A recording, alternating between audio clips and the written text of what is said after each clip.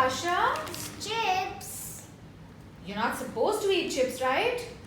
Okay, but why should I not eat it? Because it's junk, it's fried. So what? What does fried food do to us? Fried food, it's just bad, okay? Just don't eat it. Just stop eating it. Don't eat chips. Okay, fine. Do you fall short of answers sometimes?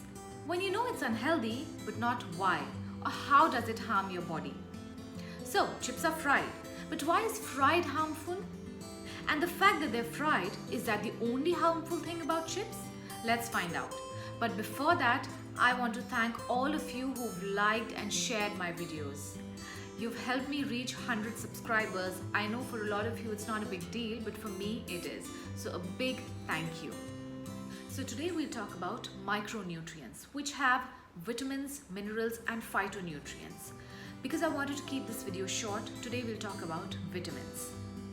Now, micronutrients enable our body to use all the macronutrients, that is the protein, carbs and fats, in the best way intended. Remember in my last video, I explained how amino acids form protein necklaces which further have single function to perform in your body. Let's try and understand this with an example. Let's say we're talking about a kid inside of whose body all of this process is taking place. Now, the function that we're talking about, let's say that the function is strengthening the kid's immune system. Now, let's say one amino acid is missing in his body. This means for that particular cycle, the function of his immune system being strengthened does not take place. And if this keeps on happening every cycle, then certainly we will be compromising on the kid's immune system. This is how important micronutrients are, because we have to ensure the presence of all the required micronutrients while all of these processes and such processes are taking place in your body. So let's talk about the most commonly known vitamin, vitamin C. We all know that vitamin C helps in treating common cold, viral diseases like influenza, hepatitis, herpes, and that it strengthens the immune system. But what we might not know is that it also helps in controlling cancer and certain heart diseases. Let's talk about certain facts about vitamins. Number one is that they work in synergy. For example, one vitamin might work in synergy with another vitamin or another mineral or another phytonutrient. So we have to ensure all of that. Number two is that both mega dosing and taking them in isolation can upset the balance. Number three is that certain micronutrients can affect certain medications. So we have to keep all of these things in mind when we're consuming them. Now, vitamins, they're either fat soluble or water soluble. So they're best consumed during the meal or just right after the meal. Water soluble vitamins are all your B vitamins and vitamin C. These get drained out if you boil something and then you drain out the water. Also, they're very sensitive. They're destroyed by heat, by long periods of storage and by chemicals. For example, the milk stored in plastic containers loses majority of its riboflavin, which is vitamin B2, by the time it is consumed. And your fat soluble vitamins are your vitamins A, D, E, K. They're a little less sensitive and it's a little easy to absorb these vitamins because we already have fat stored in our body. Now, there are a few vitamins which work as antioxidants. But what are antioxidants and why do we need them at all? We talk about it a lot, but why exactly is it required? Because antioxidants help slow the decay process, oxidation. What is oxidation? It is the most pervasive process of decay on Earth that can take place. So, the process is that the electron is removed from a molecule. Now, because of this, the molecule becomes unstable. This creates an electromagnetic attraction, and because of this, it sucks up an electron out of the molecule of any material that it touches. These unstable molecules are called free radicals. And free radicals can damage every part of your body, including the nucleus that has your DNA. An example is when it damages your collagen. Now, collagen is one of the proteins that helps you give elasticity to your skin, right? And it shows up, right, when your skin is aging, it's sagging. Now, skin is the largest organ of your body. So imagine what it does to your cell, which is the smallest part. Even the simplest of activities like walking, breathing, moving about, it causes oxidative damage. People eventually degenerate and die because of aging. So, despite of any advertising claims, reversing this aging process is not possible. But what is possible is slowing it by slowing the oxidative damage. You see, it's not a matter of whether you'll die or not, but it's a matter of how you live until then. Will you age with grace and comfort, or will you age with sickness, pain, compromised mobility, and mental confusion? So let me quickly list down a few causes of free radicals. Don't be surprised.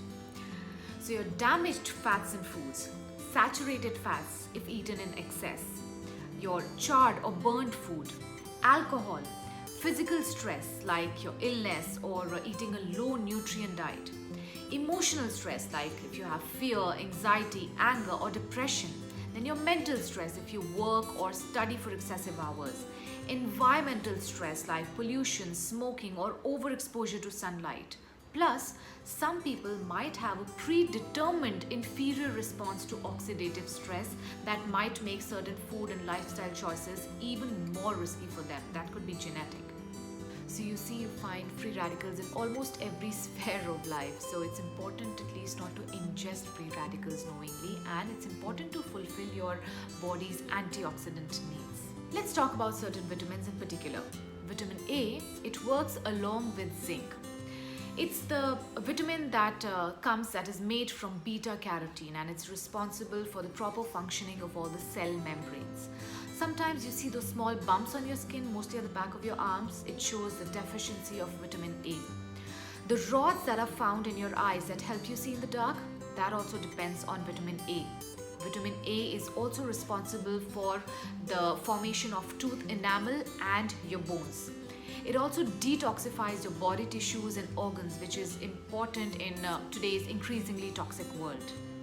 Vitamin E works with selenium. It is a scavenger of free radicals.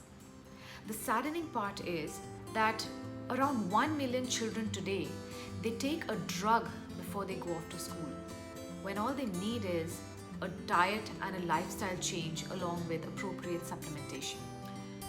Let's talk about vitamin B complex. These vitamins are needed for energy. Some specific B vitamins, like for example folic acid, they're needed for the synthesis of DNA and RNA. All your cells depend on this vitamin for growth and regeneration.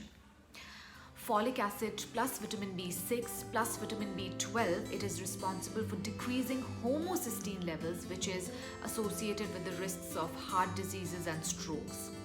Folic acid also helps and guards against certain birth defects. It is also linked to the reduced risks of cancer. Biotin, one of the B vitamins, it also helps in proper utilization of glucose and helps lower the glucose levels. Vitamin B3 helps in controlling diabetes. You know, diabetes is not only the result of excessive sugar. Certain viral infections can affect your islets of Langerhans that are present in pancreas, and this leads to diabetes even for those people who do not eat much of sugar. Vitamin B3 helps here. B vitamins also help in the proper functioning of nervous system, preventing depression, psychosis, etc. Low B vitamins actually mean low energy for your brain. One of the most dreaded diseases like Alzheimer's disease, it is due to deficiency of vitamin B. Most B vitamins should not be taken in isolation. Now let's come on to vitamin D. Vitamin D helps prevent rickets, the symptoms of which are slow development of teeth, holes in enamels, cavities, and certain skeletal deformities. It also helps absorb calcium and phosphorus, which is very important for bone building. It also helps kill cancer cells, and it also helps the cell differentiate between the normal cells and the cancer cells. Vitamin D also helps in shrinking the tumors. But now here is the tricky part of vitamin D. The food sources of vitamin D are very rare. A good source is sunshine, but people don't get enough of sunshine. Certain brands of savory snacks like cheese puffs and the chips that remember we talked about initially, they contain something called olestra, which depletes the vitamins D, E, A, and K. Now, FDA does require the manufacturers to fortify it with this vitamin, but what are the chances that the manufacturers are making a special effort to do so? You know what is a bone crushing combination? Not getting enough sunshine, not eating enough fish and liver, and eating too many nutrient-robbing snack foods. So now you have an answer to why you should not be offering chips and other snack foods to your kids very often. Another very important vitamin, vitamin K, is responsible for clotting because without it, one would bleed to death. It also helps in bone building and preventing coronary heart diseases and artery calcification. The sources are green leafy vegetables like broccoli, horseradish, and some vegetable oils like olive oils, and then your egg yolk, cheese, yogurt, all of that.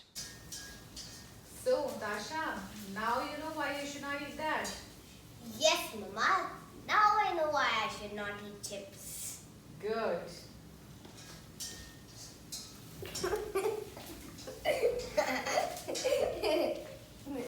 So with this, we come to the end of this video. Thank you so much for watching. If you like it, please like my video and share it as much as you can. If you have any idea on the next book that I should come up with to summarize, let me know in the comments, or if there's any other idea that you want me to talk about, let me know that. You have a great week ahead. Bye.